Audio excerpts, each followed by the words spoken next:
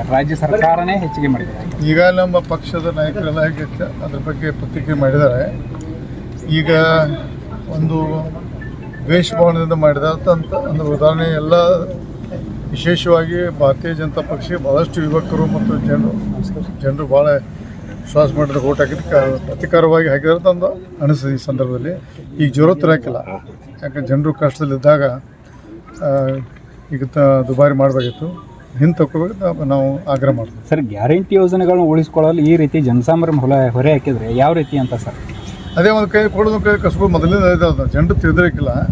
ಯಾಕಂದ್ರೆ ಬರೀ 2,000 ರೂಪಾಯಿ ಕೊಡೋದು ಉಳ್ಕಿದ ಕಡೆ ಎಲ್ಲ ಅವಾಗಿಂದ ಆಗಿದ್ದು. ಈಗ ಪೆಟ್ರೋಲ್ ಮತ್ತು ಡೀಸೆಲ್ ತುಟ್ಟೋಕೆ ಎಲ್ಲ ಜನ ಸಾಮಾನ್ಯ ಈಗ ಗೊತ್ತಾಯ್ತು ಅವ್ರ ಈಗ ವಿಶೇಷವಾಗಿ ಬೇಕಾದ್ರೆ ರಾಜ್ಯ ಸರ್ಕಾರ ಅವರ ಆ್ಯಕ್ಚುಲಿ ಗ್ಯಾರಂಟಿ ಬಗ್ಗೆ ಅಪಸ್ವರ ಅವ್ರ ಪಕ್ಷದಿದೆ, ಅದನ್ನು ನಮ್ಮ ಪಕ್ಷ ಮಾಡೋದಂತಂದ್ರೆ ಅದ್ರ ಮುಖ್ಯಮಂತ್ರಿ ಒಂದು ಒಳ್ಳೆ ನಿಂತೋಗ್ಬೇಕು.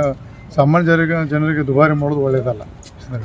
ಸರ್, ಸುರ್ಜೇವಾಲಾ ಅವರು ಆರೋಪ ಮಾಡ್ತಿದ್ರು ಬಸವರಾಜ ಬೊಮ್ಮಾಯಿ ಸರ್ಕಾರದಲ್ಲಿ 40% ಕಮಿಷನ್ ಐತಿ, ಈ ಕಮಿಷನನ್ನು ನಾವು ಗ್ಯಾರಂಟಿ ಯೋಜನೆಗಳು ಕೊಟ್ಟರೆ ಯಾವುದೇ ಆರ್ಥಿಕ ಹೊರೆ ಬೀಳಂಗಿಲ್ಲ ಅಂತೇಳಿ. ಈ ಆರ್ಥಿಕ ಹೊರೆ ಬೀಳಂಗಿಲ್ಲ ತಂದ ಈ ಪೆಟ್ರೋಲ್ ಜಾಸ್ತಿ ಯಾಕೆ ಮಾಡಿ ಸರ್ ಅಂತ ನೋಡ್ರಿ.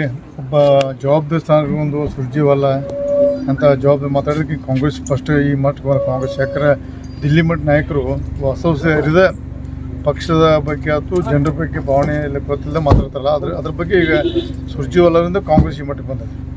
ಸರ್, ಖಂಡಿಸ್ತೀರಾ ಯಾವ ರೀತಿ ಅಂತ? ಪೆಟ್ರೋಲ್ ಜಾಸ್ತಿ ಖಂಡನೆ ಈಗ ನಮ್ಮ ಪಕ್ಷ ನಾಯಕರು ನಮ್ಮದು ಖಂಡನೆ ಇದೆ, ಬಟ್ ಆದಷ್ಟು ಶೀಘ್ರ ವಿಡ್ರಾ ಮಾಡ್ಕೋತ ನಮ್ಮದು ಆಗ್ರಹ ಇದೆ. ಸರ್, ಲೋಕಸಭಾ ಚುನಾವಣೆ ಮುಗಿದ ಮೇಲೆ ಆತನಿಗೆ ಪದೇ ಭೇಟಿ ಕೊಡ್ತಾ ಇದ್ರಿ, ಆಮೇಲೆ ಮಾಜಿ ಶಾಸಕರನ್ನು ಕೂಡ ಒಳಗೊಂಡು ಈಗ ಸಭೆಯನ್ನು ಮಾಡ್ತಾ ಇದ್ರಿ. ಸರ್, ಏನು ಉದ್ದೇಶ ಸರ್ ಇದು? ಇಲ್ಲ, ನಮ್ಮ ಪಕ್ಷ ಸಂಘಟನೆ ಜಿಲ್ಲಾ ಪಂಚಾಯತ್ ತಾಲೂಕು ಪಂಚಾಯತ್ ಚುನಾವಣೆಗೋಸ್ಕರ ನಾವು ಕೆಳಮಟ್ಟದಿಂದ ನಾವು ಪಕ್ಷ ಕಟ್ಟಿ ಗೆಲ್ಲಿಸುವಂಥ ಸೂಚನೆಗೋದು ನಾವು ಜನರು ಅದನ್ನು ಮಾಡ್ತೀವಿ.